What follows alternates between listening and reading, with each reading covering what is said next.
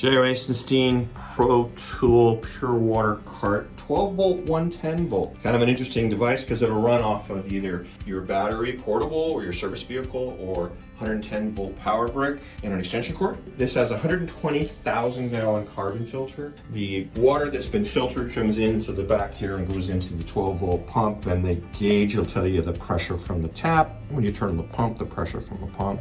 RO choice valve that allows you to choose RO water or DI water. TDS meter, whatever mode it's in, that'll tell you the TDS of that mode. So RO for cleaning solar panels, reducing creep, RO creep so your DI lasts longer. On-off valve for going out to your pole or other systems you're going to use. And over here is the RO flush valve for managing the health of the RO membrane. 2.1 to 2.5 gallon a minute.